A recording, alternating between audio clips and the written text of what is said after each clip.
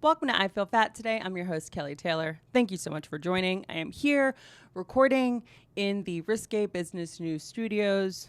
Thank you, Laura Sogar, for letting me utilize this space. It's beautiful. It looks great. Happy to be here. You can actually check me out on the Risque Business News podcast this week. I was on there with May and Laura talking all things Free Britney. We had a lot of fun. I knew a little bit too much information on it, but I definitely recommend checking it out. It was super fun. Also, if you haven't already, subscribe to Risque Business News podcast on YouTube. And then after you do that, while you're already on YouTube, hey, you're already there, head on over to the I Feel Fat Today podcast page on YouTube and give us a subscribe. Appreciate it. That's all you got to do. You just got to subscribe. And if you happened, to trip and fall and click on a video, you can see the full video podcasts of I Feel Fat Today there, where you can give it a like or a dislike. You can leave a comment. You can say, this is great. Or you can leave a comment being like, this sucks. Either way, I'll take the engagement. Okay, after that, go over to Apple Podcasts, where you can find the I Feel Fat Today podcast, and give us a 5-star review. That would be great. I can go on forever how helpful it is. I don't really know what it does, but it does give me the reassurance to keep going. That I know for sure. You can also find the podcast on Spotify. I am including polls over on Spotify. So if you want to engage, if you want to tell me, what your favorite part of the podcast episode was, you can leave a note there over on Spotify, and I can publish the best, most funny answers. Do that if you feel so compelled.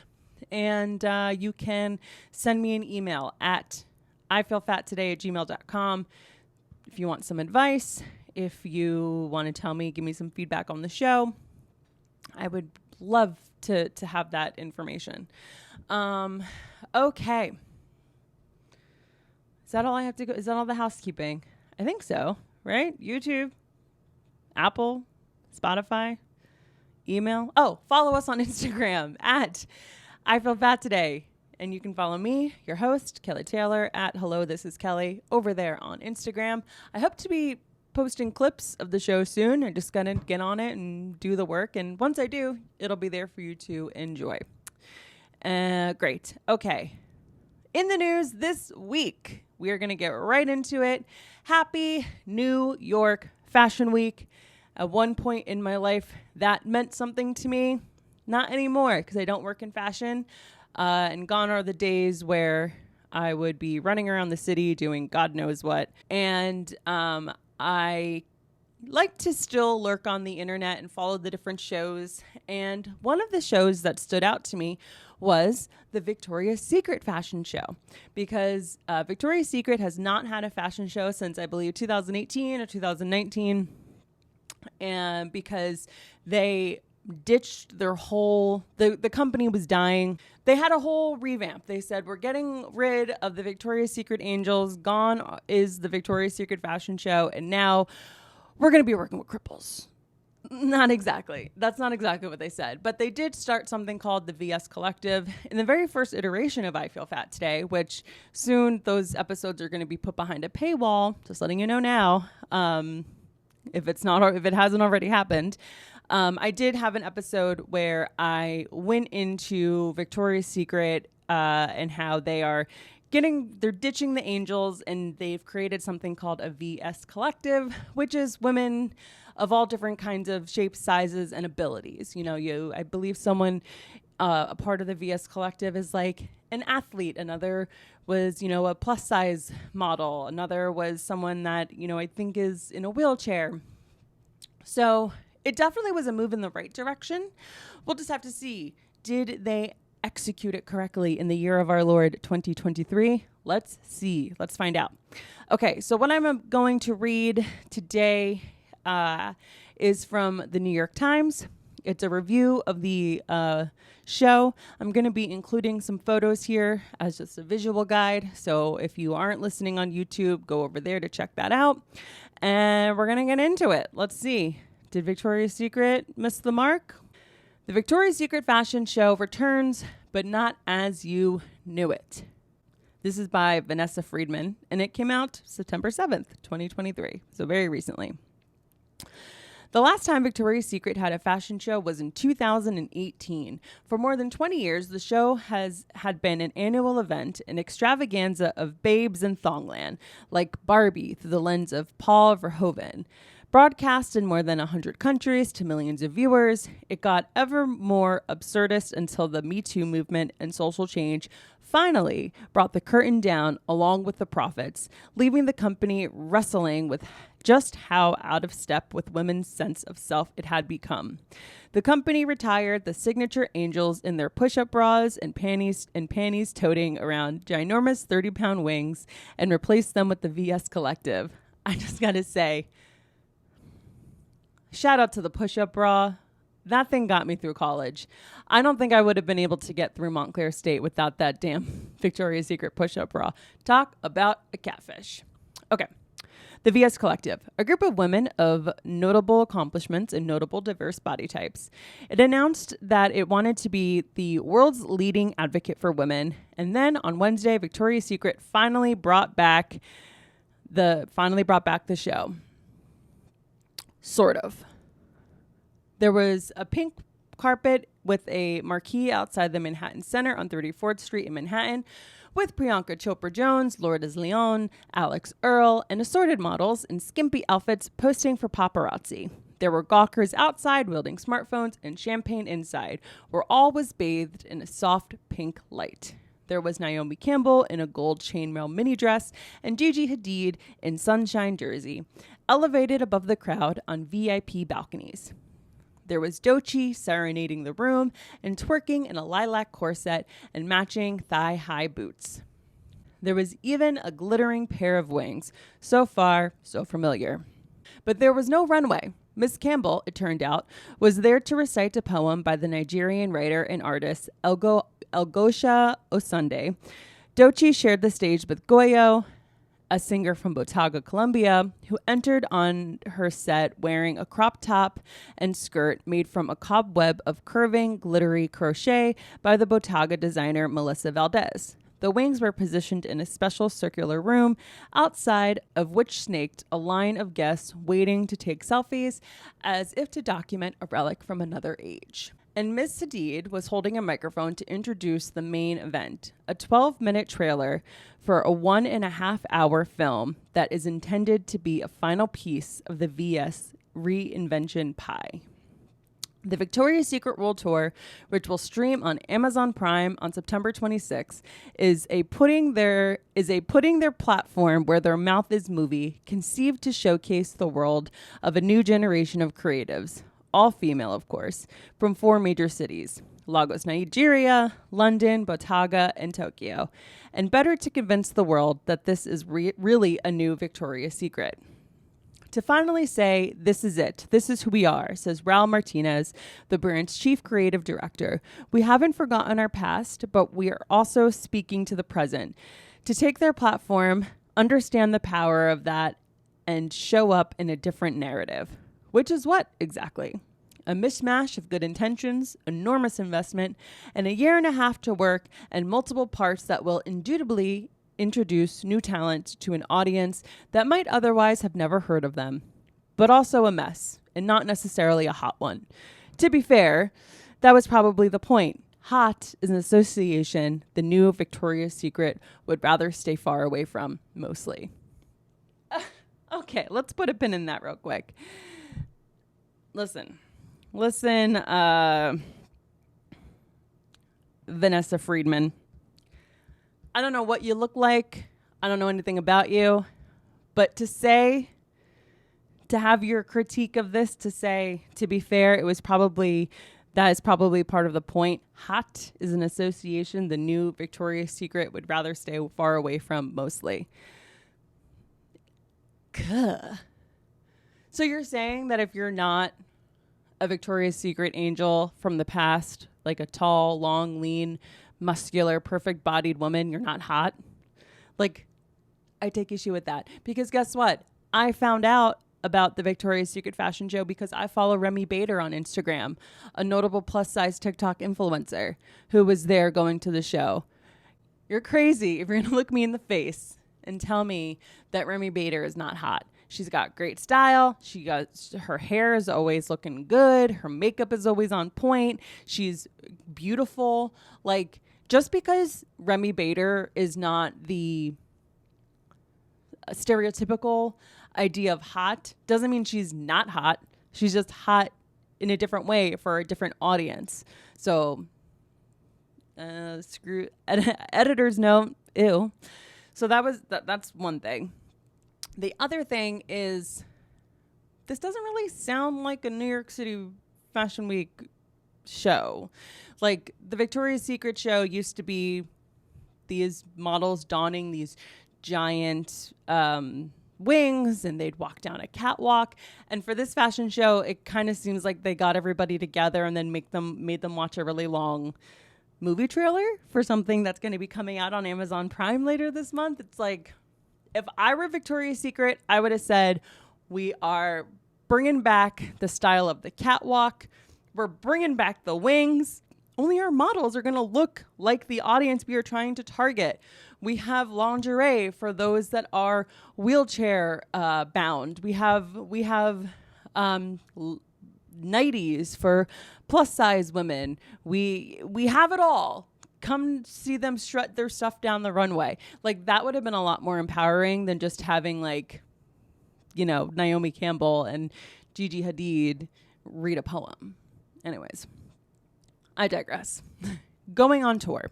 Grounded by 5 different mini fashion shows by 5 different designers from around the world whose collections were almost all brought to Spain and filmed in the Corbero building, a masterpiece of brutalist concrete arches in Barcelona.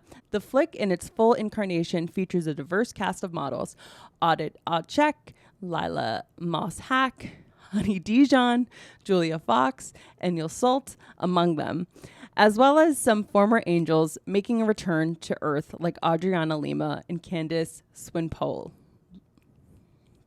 Miss Hadid plays a silk rope ironclad MC trying to help make sense of what's going on, offering up such observations as, "It's been 5 long and lingerie-less years since my last Victoria's Secret fashion show."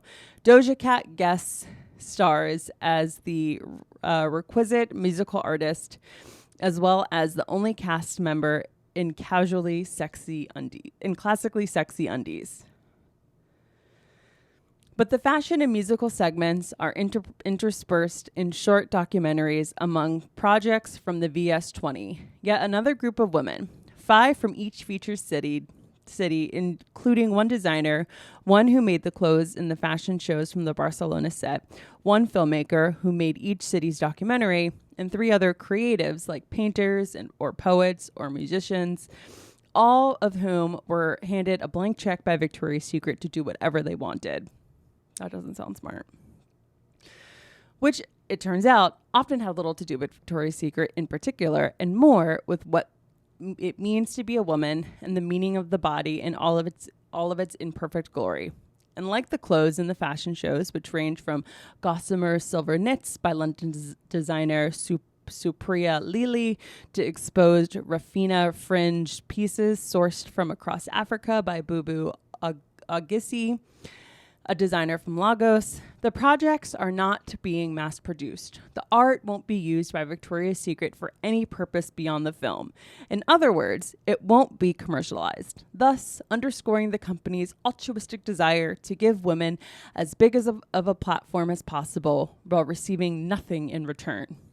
Except, of course, Victoria's Secret receiving something from its relationship with the artist. The various stamps of approval from individuals who may otherwise never have given much thought to a lingerie brand known for making women into popsies. What was that? The various stamps of approval from individuals who may otherwise never have given much thought to a lingerie brand for making women into popsies. What the fuck is it? What is a popsies? Let me Google this. I read this before, but I must have skimmed that.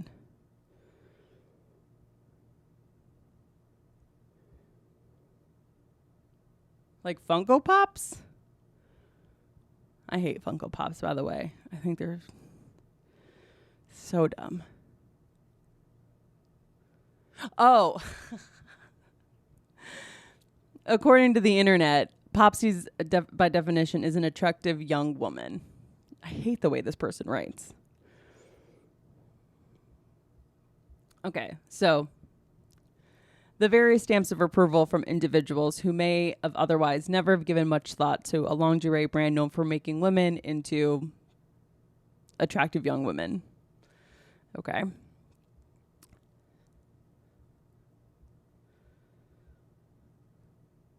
The only clothes that will eventually appear in stores will be versions of the 5th collection featured in the tour and made by Victoria's Secret itself. Heavy on the bustiers and cordistry, with the occasional leather bra, top, and gold crystal hot pants, it is still free of the ridiculous accessorizing, balloons, elf boots, dumbbells that used to categorize the show. When asked in interviews before the film's unveiling, if they were surprised when Victoria's Secret had reached out to them, some of the featured women laughed and said yes. Ari Wenger, the cinematographer who shot the Barcelona segment and whose most recent pre-Victoria's Secret gig was the Jane Champion movie The Power of the Dog, said the brand was not one that spoke to me at all growing up. Miss Augisi, the Nigerian designer, said she was so skeptical when she got the first email that she didn't even respond until she started getting messages from friends saying Victoria's Secret was trying to reach her. The implication of these women's involvement being, if they believe Victoria's Secret has changed, and they all said they did, it must have really changed. The verdict. The problem is, in elevating so many different voices in trying so earnestly to be all things to all these different women, all of whom were present on Wednesday at the unveiling, cheering one another on as the segments appeared on film, the tour ends up being nothing in particular. It's not enough in the end for a brand simply to say it stands for women. It has to offer up a coherent point of view on women and what it thinks women needs, especially if what it makes is underwear, the most intimate of garments, especially if it has the sort of baggage Victoria's Secret is toting. This may be why the most intriguing parts of the film come courtesy of Jenny Fax, the designer of the Tokyo segment. The London artist Malika Stark, a creator of cordistry that forces confrontation with body parts most of us are conditioned to hide. Both of them directly confront the history of Victoria's Secret and then make it into something new. Miss Fax, for example, created a cast of its own middle-aged form with all its fleshy rolls, and from there molded shift dresses in her image out of the thermoplastic polyurethane for her models to wear.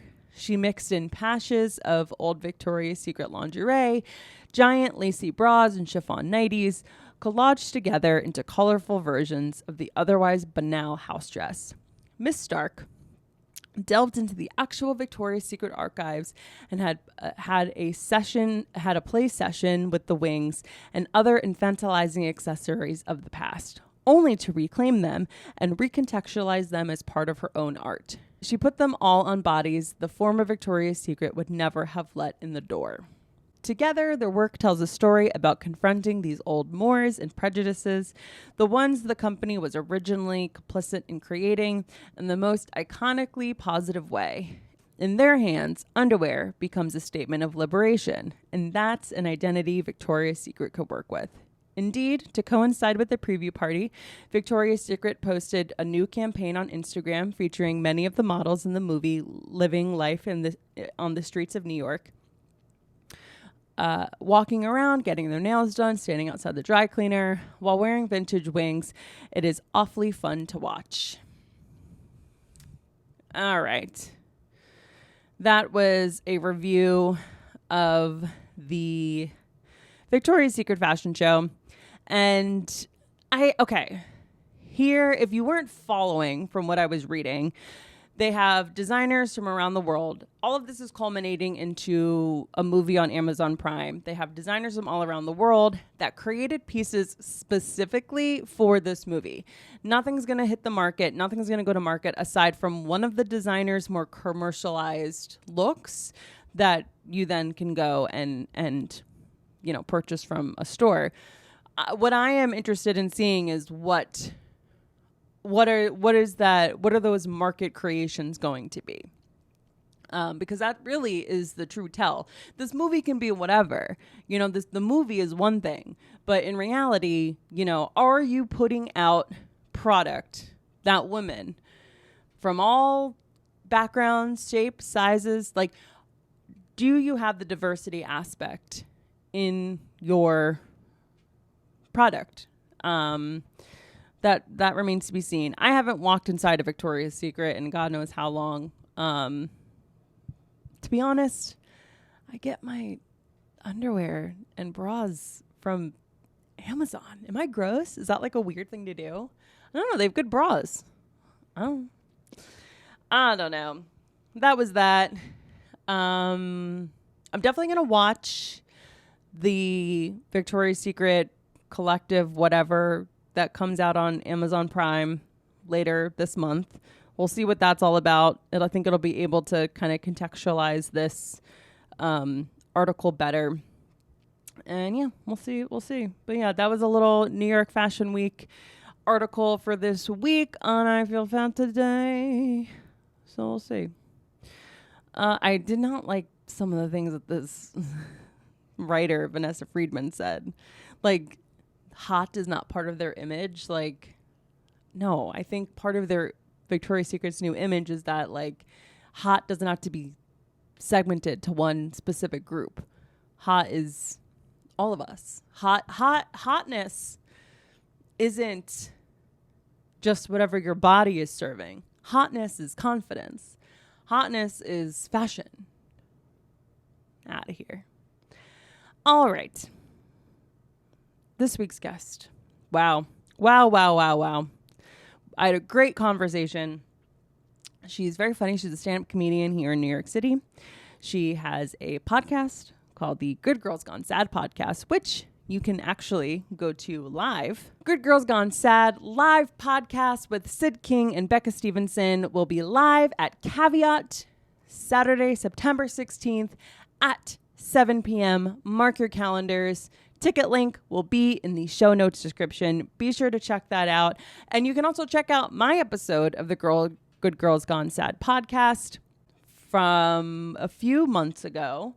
I'll link that in the show notes as well, so you can check out that. We had a lot of fun. Okay. My guest this week is co-host of the Good Girls Gone Sad podcast. She's a stand-up comedian here in New York City, and boy, is she an all-around good gal.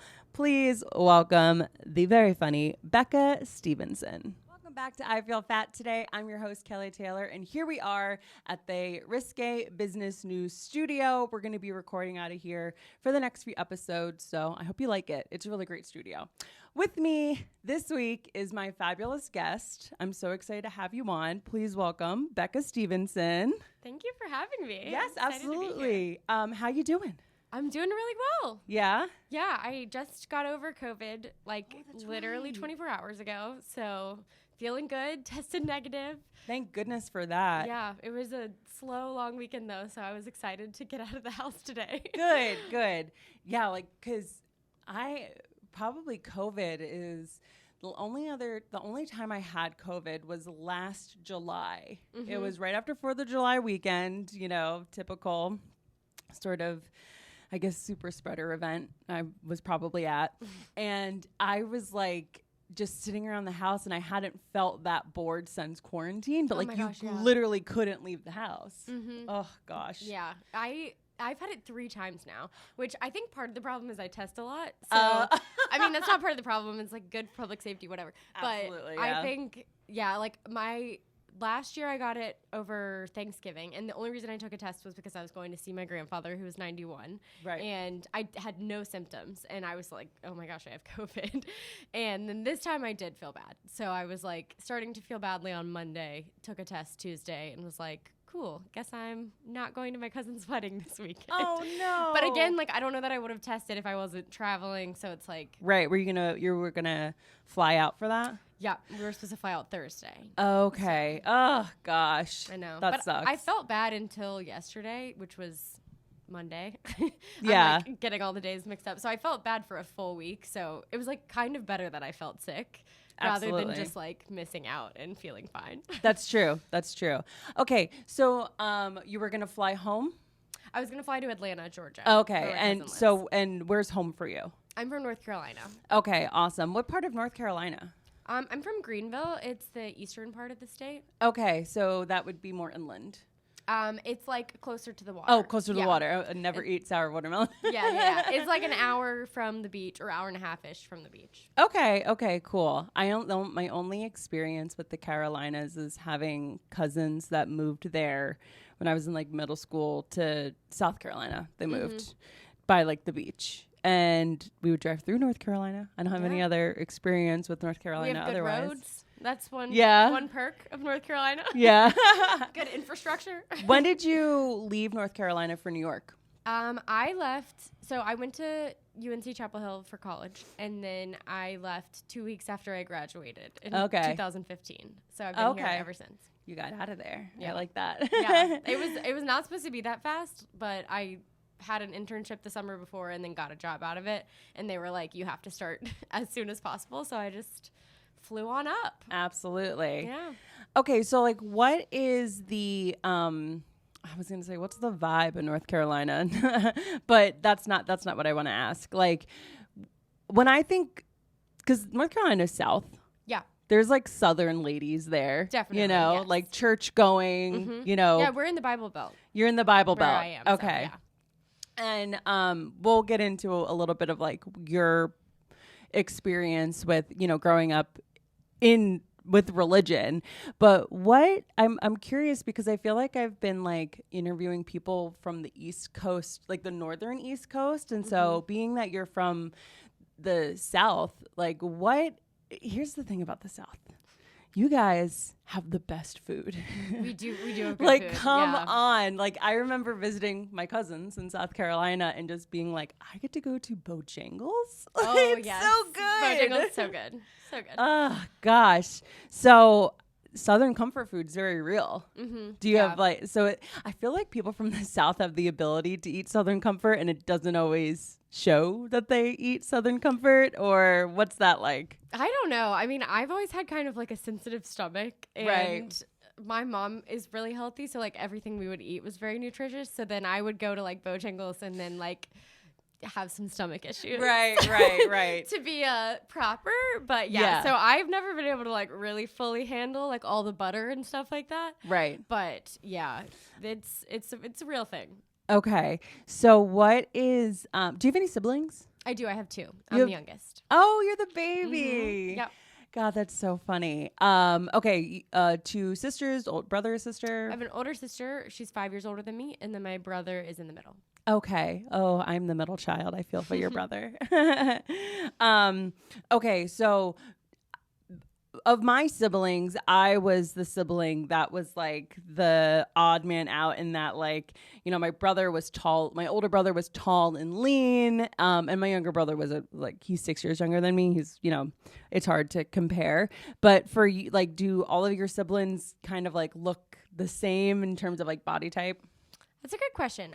Similar. Like, I feel like we're all of average height. Right. Like, I'm probably at the bottom of the average range. My sister's at the top of the average range. She might be she's like 5'7", so she might be a little taller. But my brother also average. So I feel like we've always been kind of like similar body types. But yeah, I was like really teeny tiny in high school, and I had like a weird growth spurt in college. Really? That's so funny when that happens. Yeah. And I was not late to starting puberty or anything. I just like grew like an inch and a half in college, and my body type changed. So So 5 years is a pretty good difference between you and your oldest sibling. So I don't know if you can really relate to this, but did you compare yourself to her? Did you strive to want to be like her? Like, what was your relationship like with that? Yes, I was like definitely very enamored with my sister, and she thought I was annoying. Of course. And I'm sure I was, but yeah, so we did like a lot of the same activities, which I think is always kind of fraught. Right. Like yeah. we both danced, and like I always like wanted to do dance because she was a dancer. Like I always just kind of wanted to do the stuff that she was doing. So I think in that way we did compare ourselves, but it wasn't like we were like, there were other people in my dance studio whose siblings were like a year apart, and they were competing for like a part in the Nutcracker. Right. We never had that, thankfully. Yeah, you didn't fall into like the same sort of brackets age wise. Yes. Okay. So how were you a dancer? You've been a dancer your whole life? Yep. I started when I was like 3, I think. Oh my God, that's so cute. Yeah. My mom says I used to like show up. I'd like put on a little tutu to go pick up my sister from the studio, like probably like hoping to get discovered, you know? Yeah, absolutely. But yeah. And then I danced a little bit in college. I mean, again, like this is just me fully copying my sister. I like joined the dance group that she had been in at Carolina before me. That's so funny.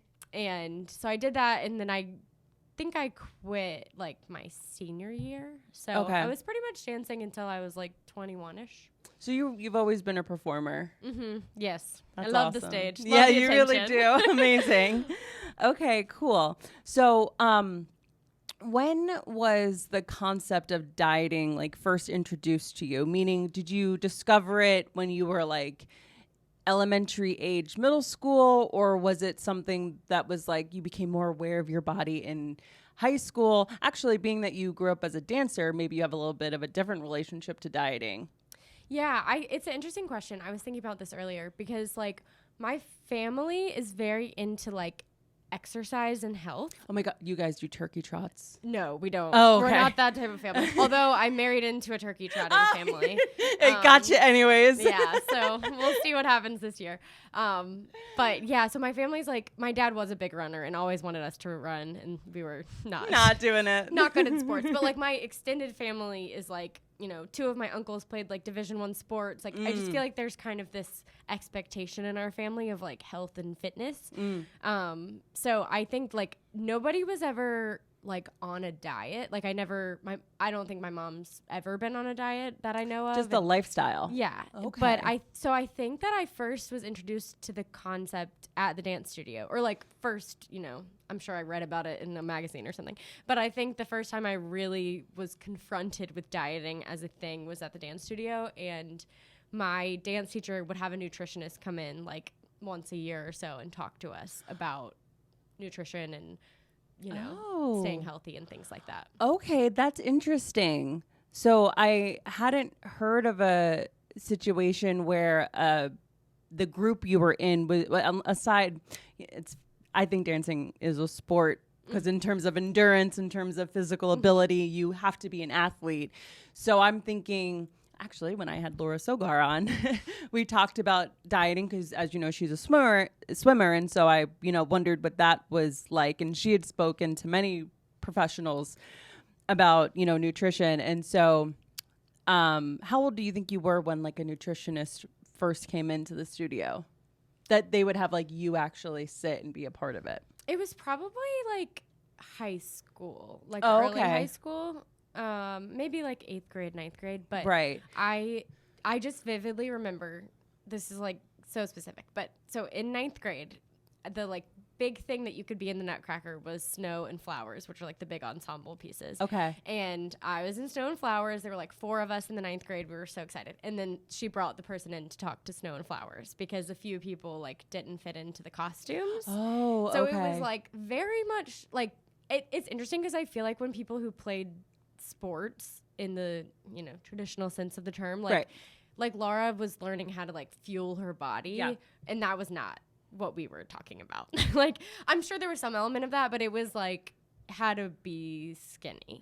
Right. So that you Okay. can fit into the costumes. That's Things okay. like that. So I thought when you said that, I'm like, okay, in quick mental math, I'm like, okay, it's either that or it's like we're worried about some girls being a little bit too skinny and thin, and we're worried about anorexia being present and there other was eating definitely disorders. that too. Like when I was growing up, there were definitely a few people who like really struggled with eating disorders. Right. And so it was always kind of like a touchy subject. Oh, because I mean, I think people would like blame the dance teacher, and I don't necessarily think it was her fault, but I don't know that.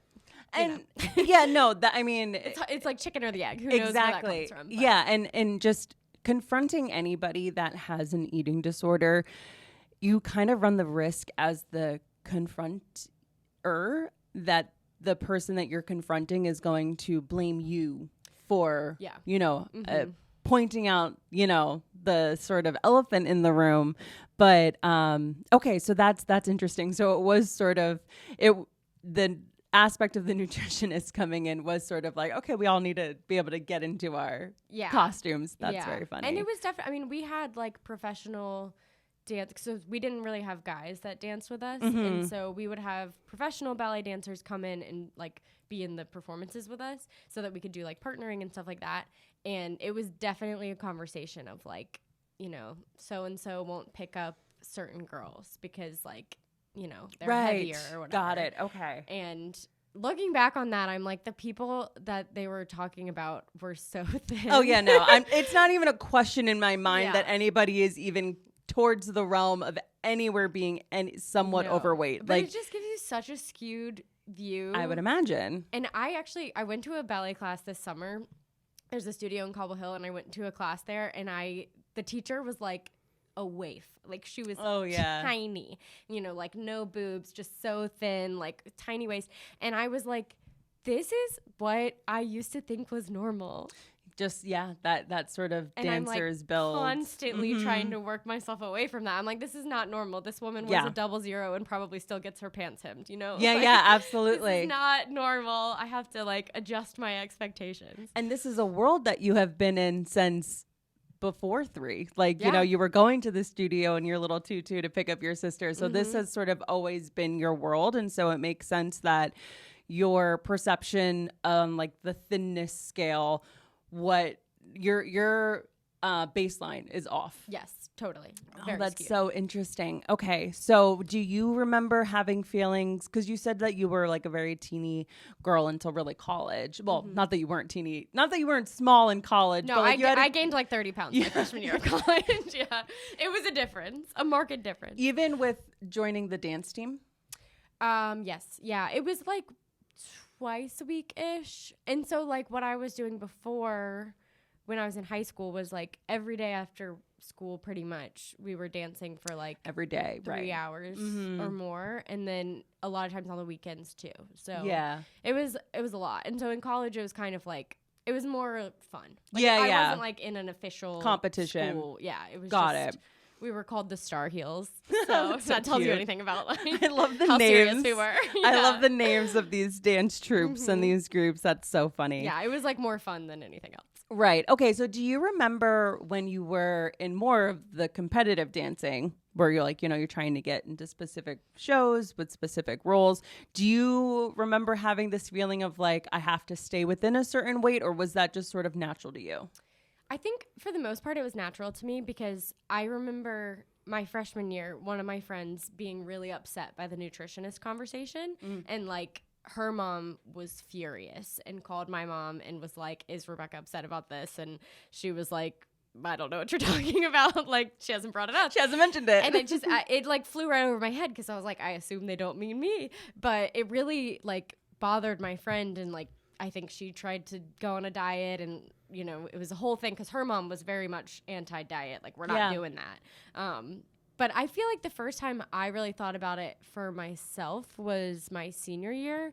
I was Clara in the Nutcracker, which is, the main chick. Yeah. And she wore this like little nightgown that was very thin. And years before, I had overheard somebody say to the current Clara, like, you better watch your weight because I've heard they'll say something to you because everything shows. And so I'm like, in this role, and I was like, I am not gonna be talked to. No one will talk to me about this. Yeah. And looking back, I'm like, I don't think that's true. I don't know. Maybe it was. But I don't think that was like every single Clara gets like brought in and talked to about her body, because like the girl who was Clara before me was like a little ball of muscle. Like I don't think that's true. No, you caught something, and that is the crazy thing that I'm finding with all of this when I'm having these conversations. You just caught one thing, and it just like a tick embedded into your brain, and it's just, and now like when you're presented with it, when you now are Clara, you're thinking, I don't want this to be brought up to me, and now I'm worrying about this. That is so interesting. I know. I also remember one of the guys. So we had these professional guys come and dance with us. We also had college students come from East Carolina University, because they have like a big musical theater program. So they would come like practice with us. And this one guy was picking me up, and he was very short. Like he was probably my height. And I remember him just being like, I can't pick her up. She's too heavy.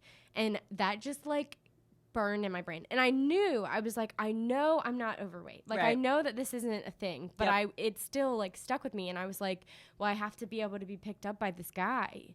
And so I don't remember being like, I'm going to go on a diet or anything like that, but I definitely remember that being in the back of my head. It just sounds like such a him problem. Oh my God. He is a college student. And I'm sure student. that's what he meant. He was this tiny dude trying to pick up an adult. Like, yeah, because he's also a dancer, which is like a very small frame for men as well. But I just wanted to be like, you need to be stronger. He didn't even think about it. No. He's like, oh, I didn't just give this person eating problems for the next 20 years. Oh, just gosh. can't figure out. Okay, so I was going to ask, I was going to bring up your podcast a little bit later, but like I'm noticing a little things that in what you're saying that I'm wanting to touch on. So I'm just going to bring it up now. So you have a podcast that I've done. It's very good. It's called Good Girls Gone Sad. And I love it because I totally relate to being a good girl and, growing up and having to be a good woman. Yeah. And trying to break from that. Yeah. And so when you were saying that, when you were preparing for the role of Clara in the Nutcracker, you didn't want to, have anybody say anything to you about, needing to fit into the costume. And knowing you on the personal level that I know you, I know that it's not that you didn't want to be spoken to because you didn't want your weight to be acknowledged. It was because you are a good girl. Oh, yeah, I don't want to get in trouble. You don't need to be spoken to. I just got read like a book. I just know you. Know you. No, that's 100%. And I just didn't want to it's just better if you're just not bringing attention to it. You're just not making waves. Following the rules. Everybody's happy. Oh, man. Okay. So that's just very funny that I caught that. But okay, so what is your history with being a good girl? Well, I do think it's very intertwined in the dance of it all. Oh, okay, yeah. Especially, I think all dance has good girl tendencies in the same way that like gymnastics or like any kind of intensive activity does. But I think ballet in particular, because you're like, it's a everyone's looking at you all the time and you're striving for perfection and like you can't get to perfection, but ballet is definitely about like how perfect can you be. So I think there was a lot of that. And then I also grew up going to church, which is what led us to start our podcast. Sid and I have that in common. And so we talk a lot about like, feeling like we need to follow the rules and even the arbitrary rules about sex and like things like that. So I think it's all kind of like wrapped up is just like a perfect storm of rule following. Absolutely. There's even an aspect of rule following when it comes to food and religion, like, don't be a glutton, that sort of thing. One of my favorite aspects of your podcast is the Good Girl Dictionary. What is glossary. It? The Good Girl Glossary. Which it should be dictionary. No. Good Girl. I love alliteration. I love alliteration. It doesn't make sense, but it rings so No, nicely. Good Girl. I was thinking Good Girl Guidebook. Like I couldn't. Glossary. Okay. So one of the things that when I was preparing for your podcast, that you gave as an example of something we could put in, you said performative reading on the beach or something. Yeah. Journaling. Performative journaling. Performative journaling. Yeah. That's a big like Southern Christian culture thing because Okay. you go on these like retreats to the beach. And so then you have I didn't know that. yeah, so we would do like sunrise prayer and we'd like go out on the beach and you'd like write in your journal and yeah. Very much a lifestyle. Very much a lifestyle. Okay. Okay. That's funny. All right. So what do you think? Do you think the aspect of being a good girl like had an impact on your body image at all? Or was it just like, I want to be this full package of a good girl? Yeah, I think, I think a little bit of both because I think a lot of people who struggle with body image are perfectionists and like wanting to reach that perfect, pinnacle, whatever that is for you. And I definitely relate to that a lot. But I also think that like, I just never wanted anybody to worry about me. I never wanted to be a problem. Like, I just never wanted that. And I also I think that like I really loved being tiny. Like, yeah. I think that's so annoying to say and be. No, but yeah. like I think that's how I felt in high school is like Right. that was part of my persona. Yeah. And I was just like this little good girl. And then I went to college and, gained 30 pounds and was like, okay, what am I now? Okay. So what did that do to your mental health when you go to go to college? Now you're no longer this tiny girl that you identified with. Yeah, it was really hard. And it's still something that I struggle with Really? of like where I, like what I'm comfortable with myself. Mm-hmm. And so I think it was definitely a big change for me to accept that like, my body looks different now. And I mean, I like got boobs, like things Yeah. like that changed Yeah. that I didn't deal with before. And so I think that was like, it was just like my image of myself was different all of a sudden. And I think I had to be like, wait, who am I? Because I shouldn't just be like my body size. I'm a person with a personality and interest and whatever. So I think college was like kind of a harsh transitional time for me because of that. Like it was great. I had wonderful friends. It was really lovely, but like I wouldn't go back right now. Yeah, absolutely. It's so you're saying this, and what kept repeating in my mind is this is why we can't compare ourselves to other people and this is why comparing yourself and talking about comparing yourself to somebody can be really just damaging is the only word that's coming to mind, because someone like you who had this, 30-pound weight gain, as you've described, you probably still looked like what society would say is a very like small framed, thin girl person. You're 18 in college. You're technically an adult, Girl but you're like person, still, a girl person. And so it's, if you had at all complained to your friends, I'm sure some of them didn't want to hear it. Yeah. At all. And I did complain to my friends a lot. Yeah. It was definitely like something I talked about all the time, which also bothered me. I was like, I don't want to keep talking about this. But then I'd be like, right. I don't look good in this dress or whatever it is. So yeah, I think it was like I was comparing myself with other people and also with my past self, which is also not fair. Yes, absolutely. Like, I've had to really come to terms with the fact that like my body shape changes as I get older. And like, I'm thinking about maybe having a baby soon. And it's like, that's a big body change. Yeah. Like that's a whole biochemistry change. Yeah. Yeah. So it's like, I think all of those things are like hard for me to think about. And I think I just wasn't like prepared for it. And I just was comparing myself to how I used to be. And it's like, it doesn't mean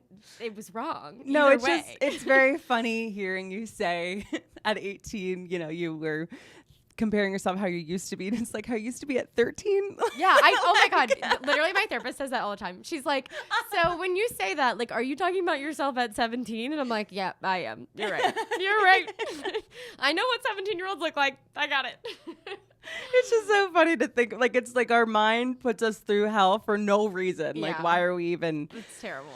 Oh my gosh. Okay. So you were in a sorority in college. I was, yeah. As was I. And I would say for me personally, when it comes to the sorority, I hadn't bought getting into the sorority was the thing that got me to be like, oh, I should shave my legs. I should wear thongs. Like, I don't need to wear granny panties. You know, nothing wrong with granny panties. Shout out to the granny panty. I love a controlled top. But like in college, you know, I'm 18. I'm a young 20-something, and like, you know, I'm not owning thong underwear, and I didn't have much confidence, and so I think at the time, and looking back too, I think that the sorority for me was like a really good sort of character building, get out of my shell, because I did have so much of this good girl thing. That is someone who went to college in New Jersey, and a northern sorority is far different than a southern. Yes. So what was your experience like for you on like a, you know, sort of character building / body image for you in the sorority? Because I know I compared myself a lot to my sorority sisters. Yeah, there's definitely a ton of comparison. I mean, I will say we're not like Bama Rush. No. Like there are some sororities at Carolina that are probably more similar to that, but like my sorority in particular was very like. But your nationals are Southern. Yes. Yeah. And I don't even know how to like describe. Like my sorority, everybody was like pretty studious. Not everybody. Most people were pretty studious. Like we were kind of like nerdy on the, you know, spectrum. But then I feel like people were almost like I don't know how to describe it. I think when people think of Southern sorority girls, they're like perfectly made up, like hair closer to God, like whatever it is. And we were like slobs. Like it's they're still girls. Yeah. And we were like disgusting. Like we wore like, you know, I would go to the gym and then I would go straight to class, and I'd be wearing my like Nike shorts and like an oversized t-shirt and like shoes, and that's how I went to class all the time. Like never a stitch of makeup, nothing. So I feel like it's such a funny thing to think about, because like I was comparing myself to people, but not in the way that I think you would think of. Yeah, totally. But I mean, like you're eating all your meals together and stuff, and I feel like my friends in particular, like eating was a social thing. I mean, that's not unique to my friends. I think that's just a thing. Yeah. But like we were very into like food and going out to eat and like things like that, and then you start drinking and everything. So I definitely think there was a level of like me being like, okay, well, she's eating just as much as me, and like she's not gaining weight, or like, you know, she still looks good, and again, compare, despair. Exactly. Yeah. And I'm sure like it was going in every direction, but I definitely feel like it just you're like in this little, you know, micro cosm. I don't know if that's a word, but like this just group of people where you're constantly, and I mean with boys, like the sorority system at Carolina is way bigger than the fraternity organization. I think, I mean, I don't know how much bigger. I would just be making something up, but like probably 8 times bigger or something like that, more girls than guys. And so it feels very like so-and-so's always getting asked to fraternity cocktails and I'm not getting invited. Oh gosh. Oh, you just reminded me of like, and then your brain just makes these connections of like, well, I'm not getting invited because I gained weight.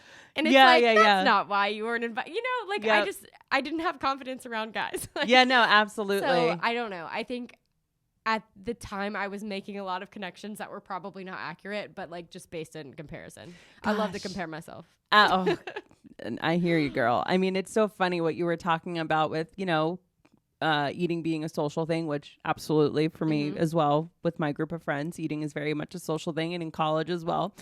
And, you know, you sitting there doing that mental math of like, well, she's eating the same amount and she looks different. You don't know who is performative. Yeah. You don't know who's performative to, you know, eating in front of a group of people. That may be the only time they're eating, because they know with the way that their brain is working, this is when they're going to be eating. You know, or just in general, what people are going through.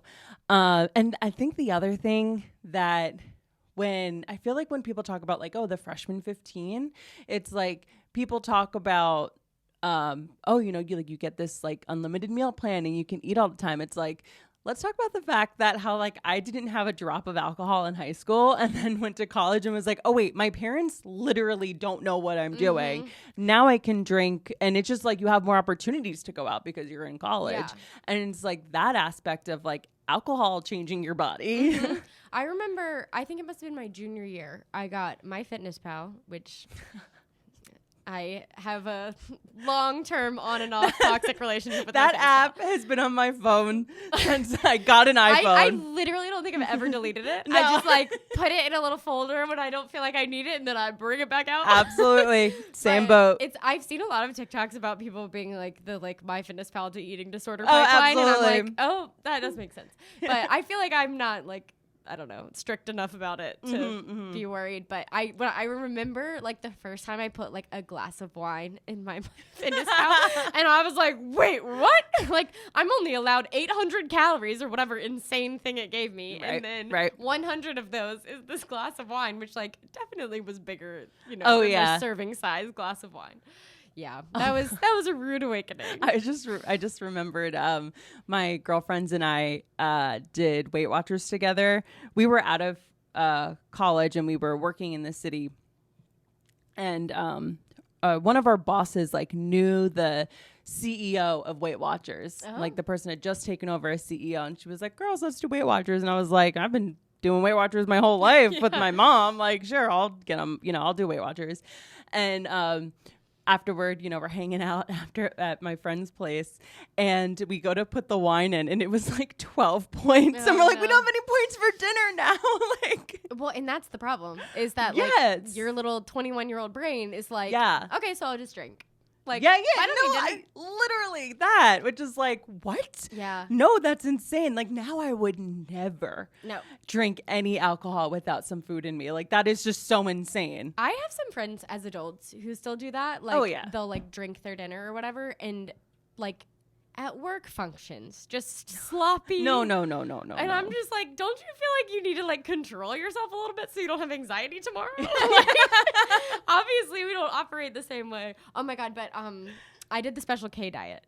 Oh, Did you ever do that? Of course I did the Special K diet. I actually loved that diet because I didn't like fruits or vegetables until I was like 22. Yeah. And I loved cereal. This So I was college. Like, You were doing Special K diet. Okay, that's amazing. I was like, this is the best diet ever. I can just eat cereal and Yeah, little so bars. what the Special K diet was like a bowl of cereal in the morning, a bowl of cereal in the evening, and then a sensible dinner. Yeah, and you could have like the little like The one cereal of the bars. snack bar things. Yeah, absolutely. Oh, and they also had a protein like water thing. Oh, You could like pour it in your water. Oh, right. Okay, like the packets. And That's I was funny. on board with the Special K diet. I don't even remember if it worked, but Probably not. no.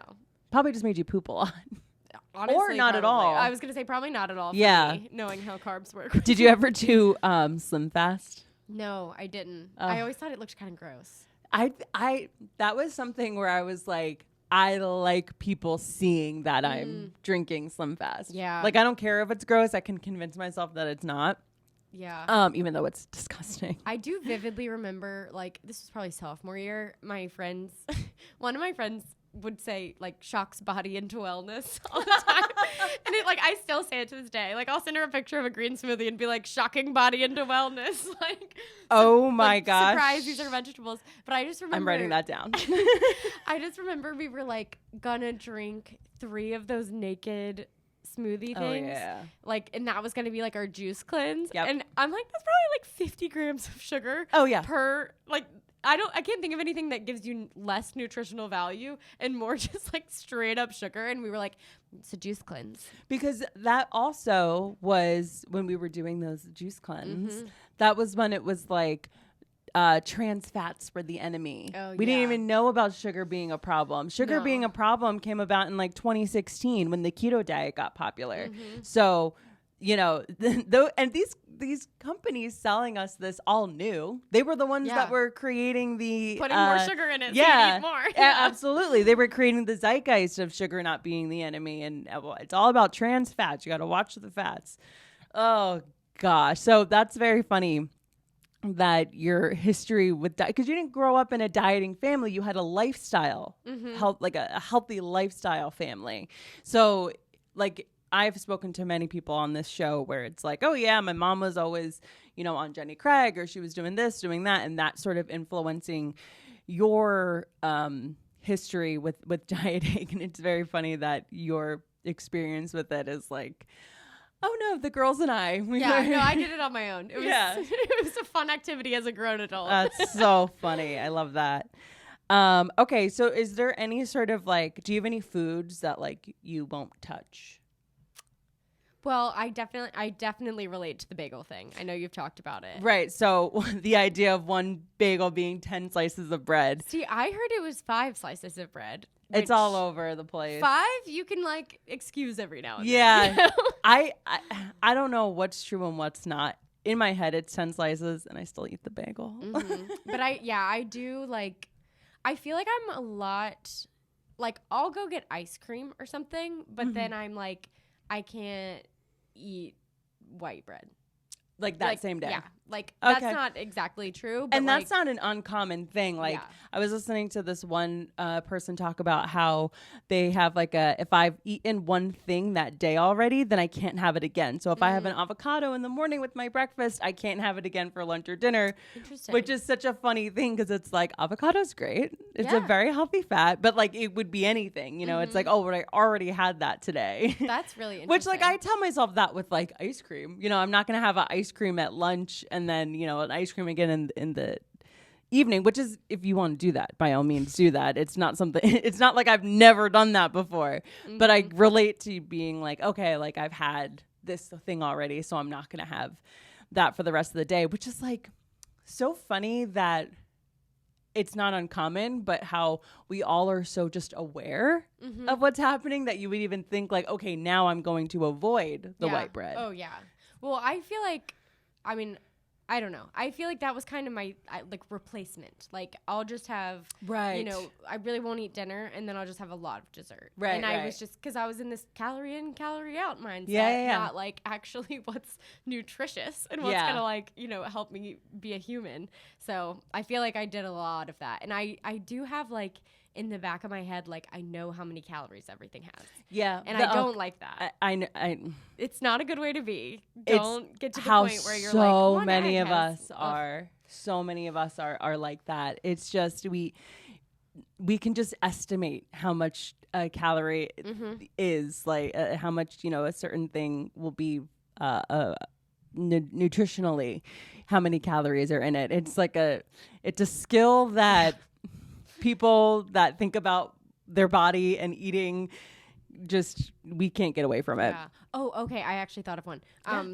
Blotting the pizza. Oh, yes. So my mom always used to blot pizza, but she does it because she has a sensitive stomach and all the oils. But then one time we read somewhere that blotting your pizza saves like 90 calories or something.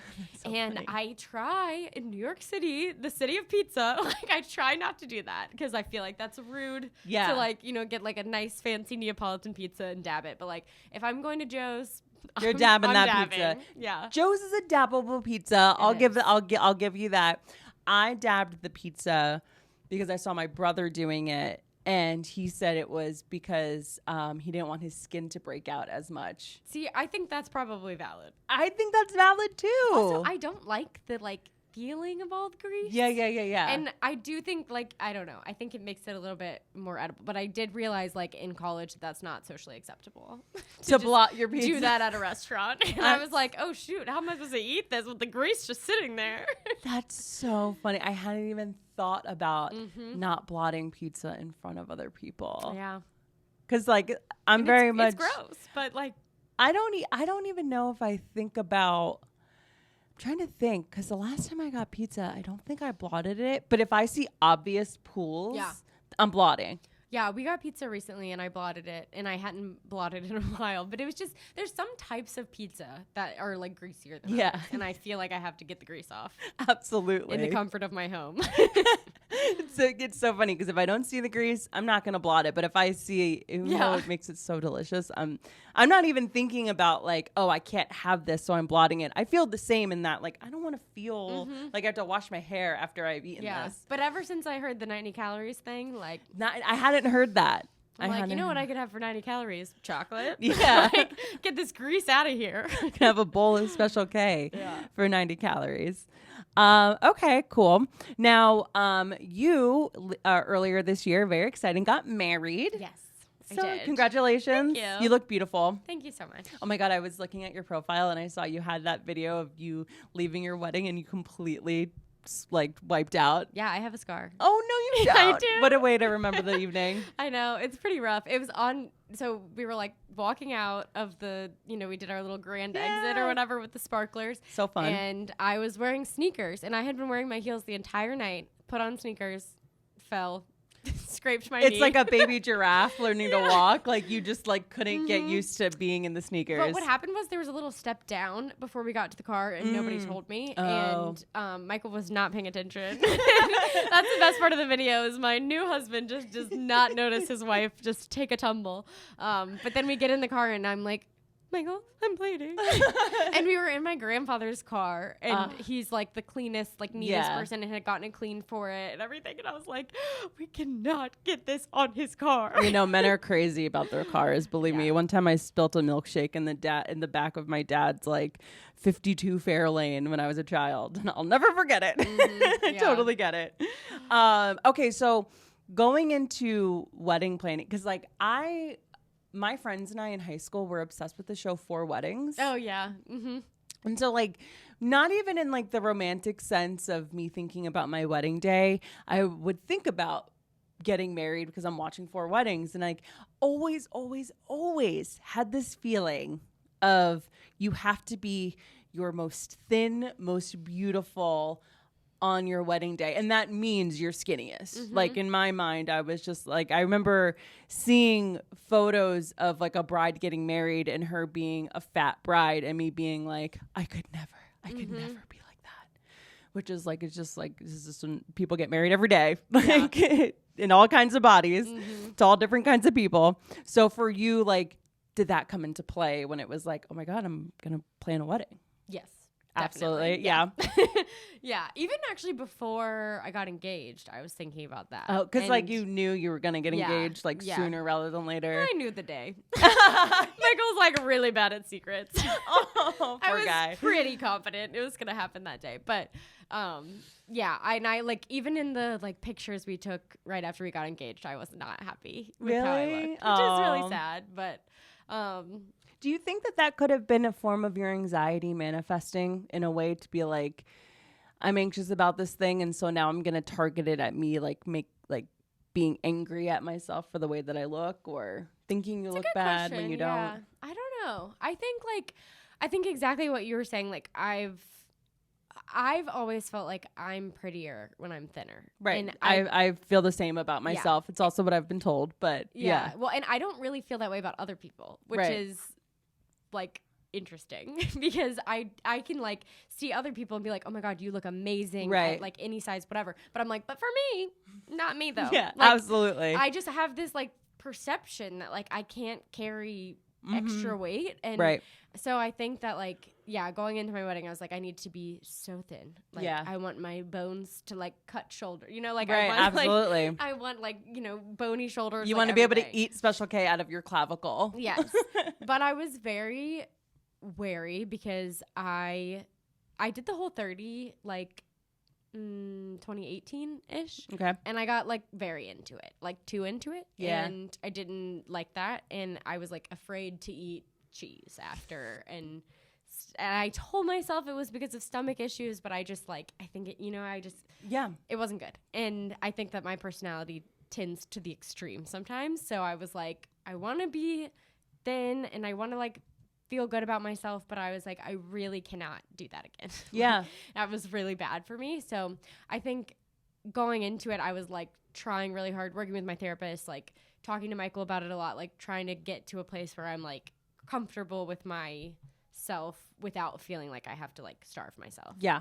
Which I think I did a pretty good job at. Good. And I'm happy about that. I really, I was not as like thin as I wanted to be, but I look at the pictures and I'm like, I look great. I was having a great time. And like, no one would think that looking at your photos at all. So I think like, and I think it's just, you have all these fittings and people are saying things to you like, don't lose weight after this fitting. Yeah, yes. It's just like, it's always on your mind. And yeah. like, it'll be the end of the world if my body changes at all. It's like, well, what if I'm, on my period right now and I'm a little bloated and when I get married, I'm not going to be like, Yeah. so and much can happen. I was like a little puffy on my wedding day. Like I just felt, sometimes you just like. You also had to travel down home. That'll make you puffy. And my dress was like pretty fitted, like corset vibes. And so, and I wanted it fitted because it was strapless and I didn't want it to fall down. Absolutely. And that was a whole other thing. But so my mom was like zipping it up and it just like felt so tight. And I was like, I feel horrible. Yeah.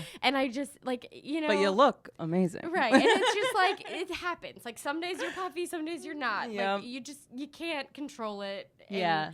I don't know. I'm glad I didn't get more obsessed because I have friends who like, dropped 15 pounds the month before their wedding and like things that are really unhealthy and don't last. And I was really trying to be conscious of like, just trying to be more like, I just don't eat a lot of vegetables. So I've been like really trying to eat more vegetables. Like I'm 12, but I'm like, so funny.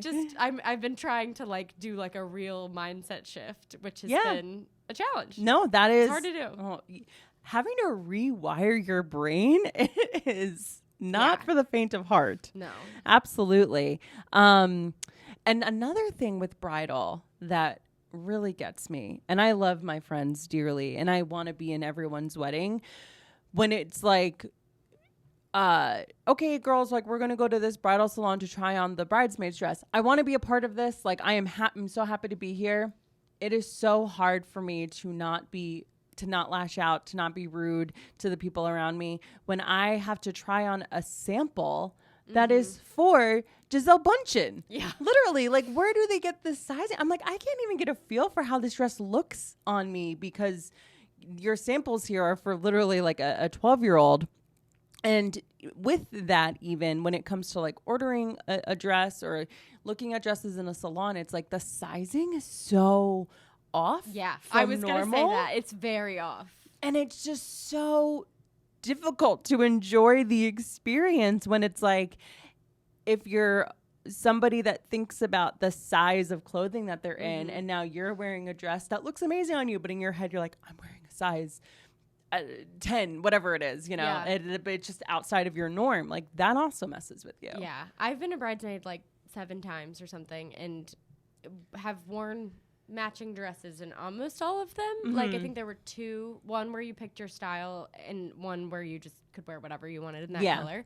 And I just like had so many experiences where, so like the first wedding I was in, the bride has like, she's very like chesty and she was like, I want everybody to feel like comfortable. So she tried on dresses because she was like, I don't want anybody to feel like it's too low, whatever.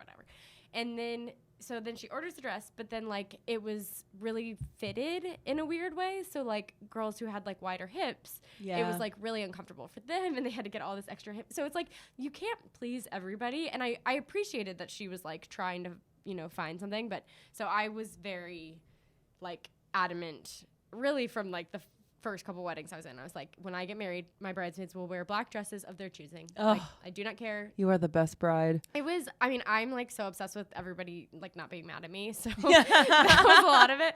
But I just like, it was like, I had just Michael's sisters, my sister, and one of my best friends from home in the wedding and my sister-in-law. And I was just like, I can't like pick something that, I'm not going to tell you what looks good on you because you might feel differently. And I'm not even the arbiter of that. Yeah. Like, and my friend was 6 months pregnant, which I didn't know when we first got, There you go, yeah. And I thought she might be. I don't know. It's just like, it's just better, in my opinion, if you don't want to do that, it's your wedding, do whatever you want. But I was just like, I'd rather people be comfortable and pay whatever they want to pay than like me. You don't care about those pictures, Yeah, because here's the thing. I will pay any amount of money to feel good in the dress that I'm in. 100%. Like, it's not about like, I want to spend the least amount of money. It's just like, I look at photos that I was in of my friend's wedding. And like, when I'm really being mean to myself, I'm like, I ruined her wedding. I look at me. Why'd she even have me in the bridal party? I'm the grossest looking. Like, I am just so mean to myself. And it's like, that's like, if I was young, I would put it on her, but I don't, I've been through enough therapy now where I know not to do that. But like, there was a time in my life where I would have put that on her. I would have made her feel bad for, choosing this designer that has these silhouettes of dresses. And it's like, no, I just want to, get married and have my girlfriends there and not be that. And because I also think about, when it comes to wedding stuff, the good girl aspect of wanting to please everybody. Like, I literally was like, I don't even think I'm like really chill. Like, I don't even think I would have bridesmaids, because in my head I'm like, well, I have to have these people because then they're going to be mad if this person is. And so how did you manage that? Yeah, that's why I just had family. Yeah. Okay. It really so I mean, I don't even need to go. I could talk about this for like an hour. Right. That was something that I thought a lot about. And Michael has 3 sisters. So I was like, by the time you've got my one sister, his 3 sisters, my sister-in-law, like that's already a full party. Yeah, that is. And he kind of is the same way, where like he has a lot of friends and was having trouble choosing. And so we were like, you know what? We're just going to have uneven numbers. Like he had who cares? My brother-in-law, my brother, and his brother. And it was great.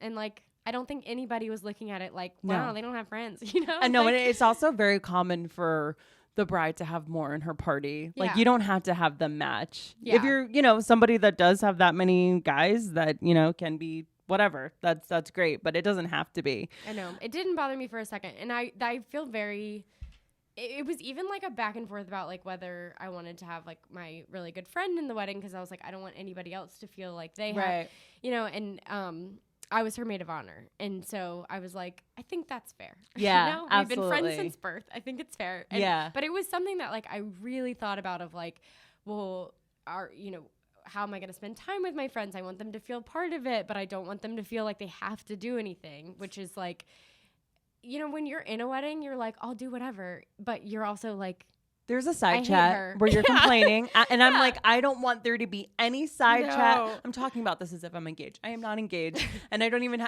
it'll happen one day, whatever.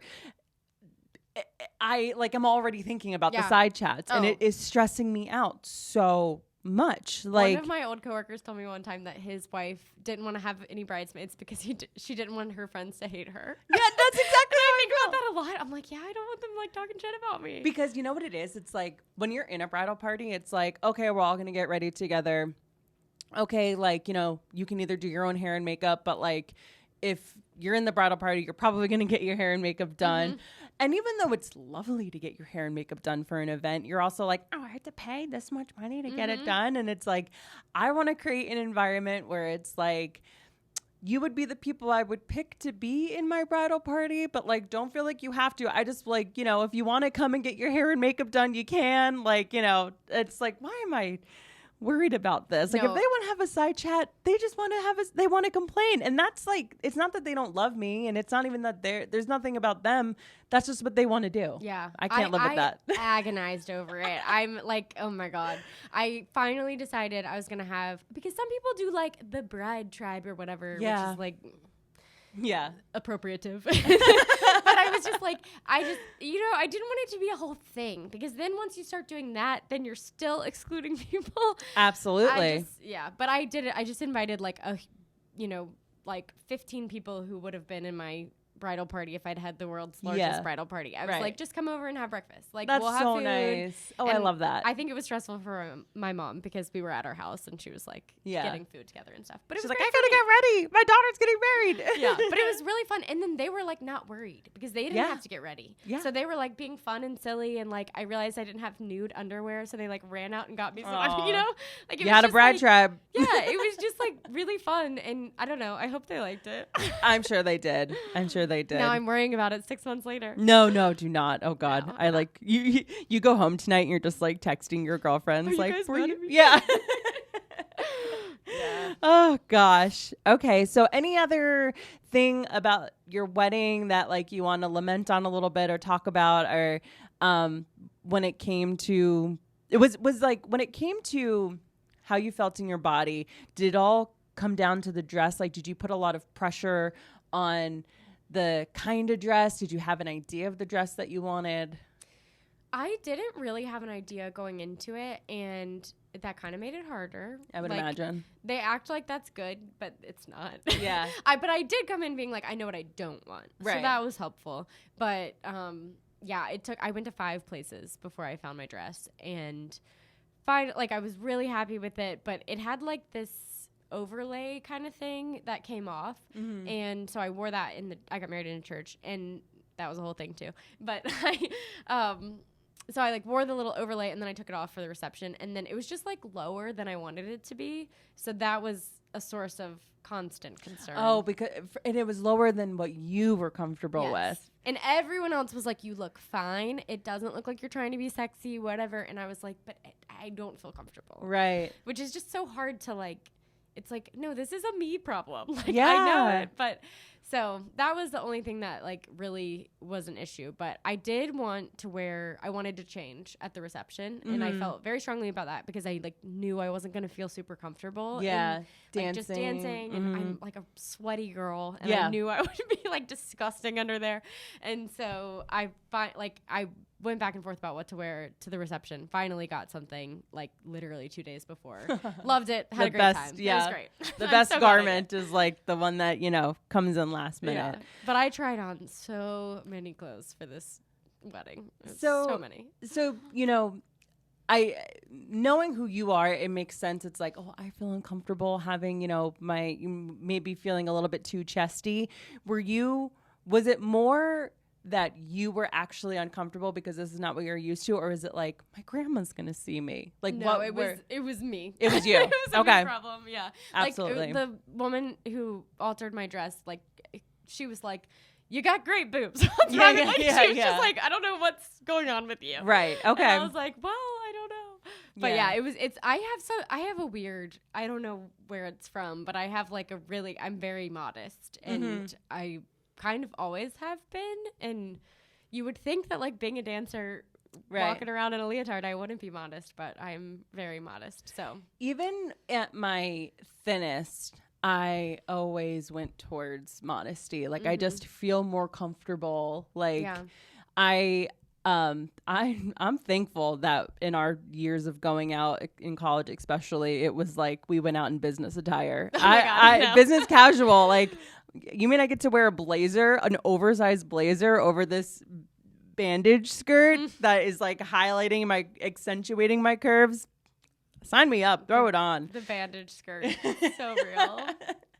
And bandeaus were really in. And bandeaus were very much in. So like you're wearing a bandeau under your tank top. Yeah. You're not showing anything. I know. I saw a photo of me recently because you know how Facebook will have like the time hop, like on this day, whatever. So I'm still going through and deleting so much. I loved wearing a bandeau, and then like the shirt on top would be like a full blouse, but it would be sheer. Yes. Yeah. Oh, that was perfect. I knew that's where you're going. Yes, with that. Absolutely. It was such a good look. Modesty girls. Yeah. I don't know where it's from because my mom is always like it's not from her. Nobody ever told me that I needed to cover up or whatever. Yeah. It's just like no one in my family understands it. They're like, you're so weird. Just wear That's something. so funny. I feel like for me, I did a lot of shopping with my grandma. And so like we would go shopping, and she has a great sense of style, but she's 6 years older than me. And so like we would go shopping, and she'd put something on me and be like, now that looks sharp. And I'd look in the mirror and be like, that looks sharp, but it's like, I'm just like, I'm ready to go to the courthouse that she worked in. Like, so funny. Okay. So that was your wedding. Did anything like go amiss the day of your wedding that you're like, this could ruin it, but I'm going to persevere?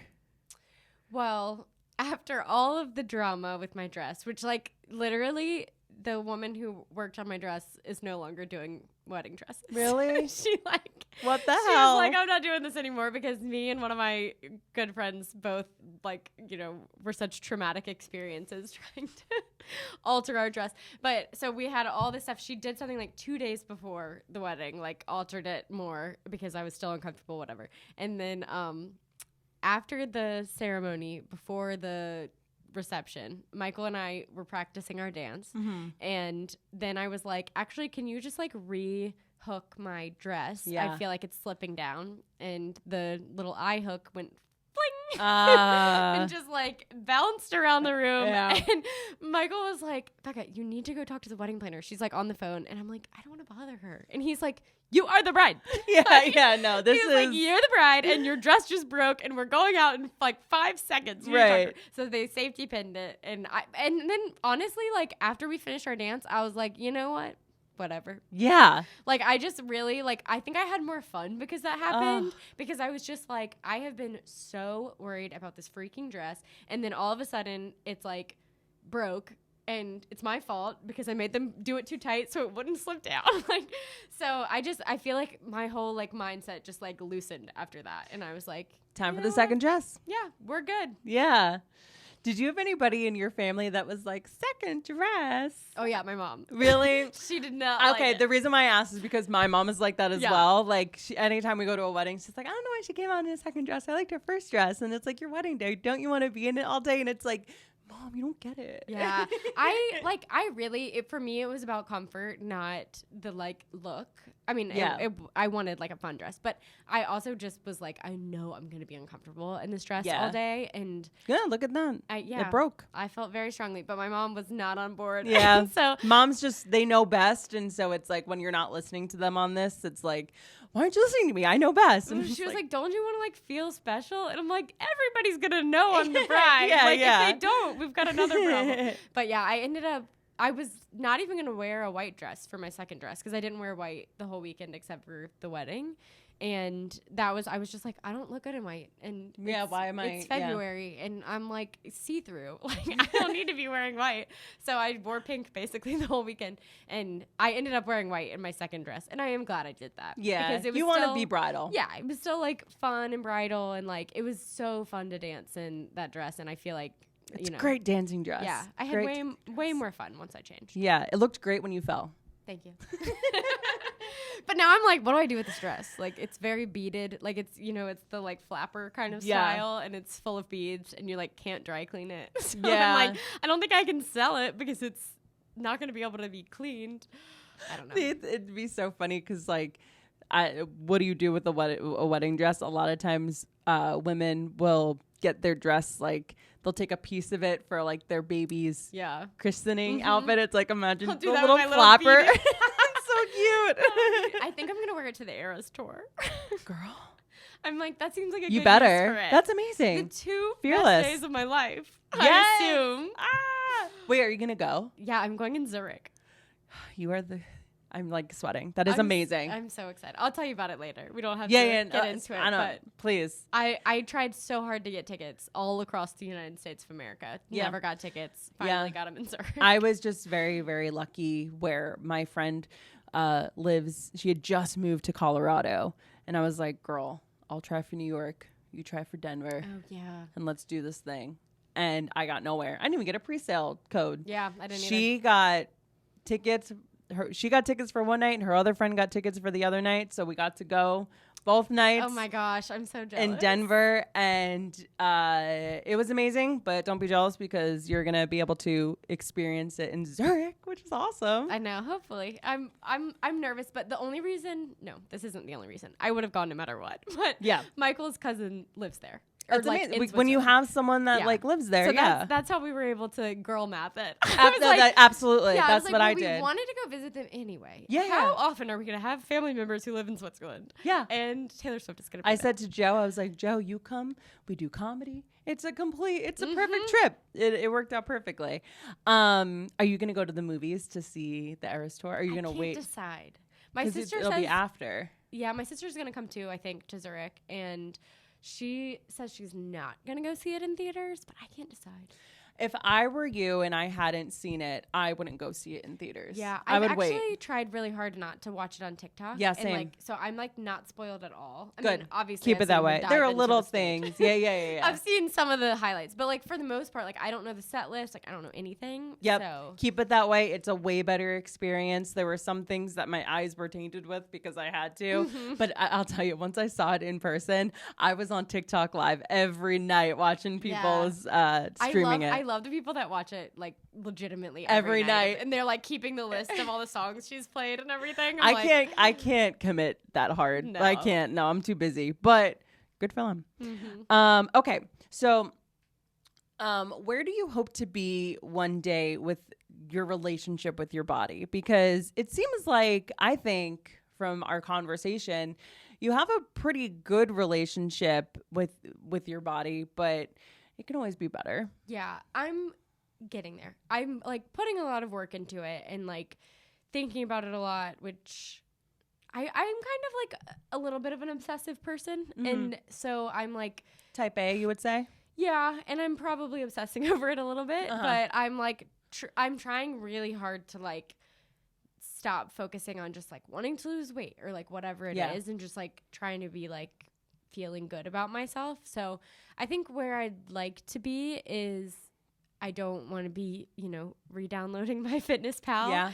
And I honestly think about this a lot. Like when I have kids, I do not want them to like hear me talking about my body. And I feel pretty strongly about that. And I think that's like the one thing that I'd like to really work on before I feel like I can have children. And I don't know. I think it's always going to be a struggle, but I'm like, I need to at least be at a point where like outwardly I'm very confident in myself.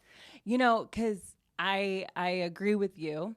And I think even just thinking back to what you said at the beginning of our conversation, where it's like in passing, you heard one time them say to the girl playing Clara, you know, oh, this is a costume where you're going to need to lose weight. You just heard that. And it wasn't, no one said it to you. No one said it about you, but you heard it being said to somebody and it stuck with you and then ended up coming out and presenting itself, you know, when it needed to present itself. And I agree with you. I think it's really important that we don't talk disparagingly about our bodies or specifically about dieting around kids, because then it just becomes ingrained that this is a value. Yeah. Totally. And I like to exercise. Like I've found exercise that I enjoy, which like took me a long time. Yeah. And so now I'm like, I'm trying to, I would say I'm mostly out of that mindset for exercise. Like I'm not just feeling like I'm exercising to burn 300 calories so that I can eat 300 calories. Right. But like that's been kind of a shift. And so I'm like, I just want to get to a place where like I'm actually eating healthily because like I want to feel good, not because I want to look good. Yeah. And I think that I still have a ways to go, but I would just like to be in a place where I can like, you know, feel really comfortable in my clothes and whatever. And honestly, like I do not feel comfortable in a crop top, and I'd like to just feel comfortable in a crop top. Like I've literally thought about just forcing myself to do like a crop top challenge where I like, you know, wear a crop top to Pure Barre like every day for 2 months or something, because I'm like, plenty of people are comfortable in a crop top in all different body shapes. And like, I would love to be just comfortable any day in a crop top. And so maybe someday I'll do a crop top challenge. You should, because I don't think they're going anywhere, because I don't even know if they sell full shirts anymore. I don't think they do. Yeah. Well, and if they sell full shirts, they like cover your butt. Like there's no, it's like there's shirts for like 65-year-old women and shirts for like 20-year-olds. Because I can't, I'm always trying to find the perfect cropped, because I agree. It's like either way too high or the shirts are way too low. There's this thing I got on TikTok Shop, which I don't recommend indulging in, but sometimes I see a product and I'm like, I'll use this every day. It's called a crop tuck. And it's literally just this like band of elastic that you can adjust, that you put over your torso, and you just tuck your shirt. Instead of tucking into your bra, you tuck into the crop tuck. That's smart. And you can make the perfect, because sometimes the reason why I like a crop top is because just like my body shape, I feel like it hits me at the right points where it's like gives me more of an hourglass frame, whatever. Because like if I'm in a shirt that's too long, I feel too dumpy. I totally agree. And so I try the crop tuck. Maybe that'll be like a nice little put your toe in the water. Yeah. Well, I used to feel like I like would hide in kind of like tunicky tops. Yeah. Oh, the tunic. That just doesn't look good on me. And I'm done with the tunic. It took me so long to realize that like I look better in fitted things. Like no matter what size I'm wearing. Like that, that's better on. I saw some TikTok that was like knowing your like body shape or whatever and how to dress, and then you like look so much better no matter like you know, who you are. And I was like, that is so true, because I feel like I have to like tuck in a shirt and wear like high-waisted pants, and then I'm like, I look good. Yeah. But if it's like a long shirt, I'm like, ooh. Yeah. What am I doing? Why do I look like Humpty Dumpty? Yeah. Like, I can't. I totally agree. After that, I want to figure out color theory. Like, I want to know, okay, what is my did palette? that. Oh, you did it? Yeah, I'm a clear winter. Clear winter. I'll look and let you Yes, know. look and I let am me a know. winter. I know that. Oh, that's exciting. Yeah, I did it before. I was pretty sure I was like whichever one I am. I was pretty sure I was that. And then my mom was like, "I'll get you like a color consult if you want to." Like, So cool. yeah, because there's Shout out to Mom. Yeah, there's this like influencer that she follows who does that, and so she had a sale, so I did it, and then she just told me exactly what I thought, and she was like, "Oh, the like lipstick color that you wear is actually the right color for you." Like, it was just So you're just on point. confirmation. But yeah, I was like, good to know. That's interesting. That's very cool. Yeah, I would like to do that one day. Okay, cool. Anything else you want to, depart us with or anything like that? Or I feel like we covered the lot.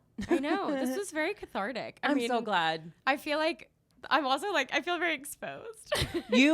I have to say, like, there are people that really like open up on here, and I feel like gave the right amount of information. Like, okay, it was, don't feel like you trauma dumped. You didn't love bomb us. You didn't trauma dump. You didn't do any of that. Like, it was really insightful. I really love talking about just stuff with your, wedding, because that's something ever since I was an early teenager, I've thought about, probably even younger, that aspect of it. And it just feels good to not be alone. Yeah, totally. I mean, honestly, what you said about like being young and just imagining yourself like thin at your wedding, that's such a thing. Oh, absolutely. It's like I didn't even meet Michael until like a couple years ago, and I had always had a vision of what I was going to look like at my wedding. I didn't think about what you would be, but I knew what I would be. I was like, hope he's cute. Other than that, I better look Amazing. amazing. Yeah. So did you meet Michael in New York? I did. He was actually living in Detroit. We met during the pandemic. Oh, amazing. Yeah. So we met on Hinge, and our first date was on Zoom. It was very pandemic of us. I love it. Yeah. That's so cool. All right. Well, thank you so much. Thank you. This was great. Oh, you're the best. All right. Oh, where can people follow you? Oh, you can follow me on, let's see, Instagram at the Becca Stephenson. That's Stephenson has a PH. And you can follow me everywhere else at @thereal_Becca. And by everywhere else, I mean TikTok and I'm private on X or Twitter. I'm going to delete it. I'm over it. I don't ever get on. But I also made a YouTube Shorts, but I don't post there. So you can follow me if you want. But yeah, and then you can listen to our podcast, Good Girls Gone Sad, anywhere you get your pods. Amazing. Everything will be linked in the show description. So head over there. I'm going to link the socials for Good Girls Gone Sad as well. And yeah, have a good one. Bye, guys. Bye.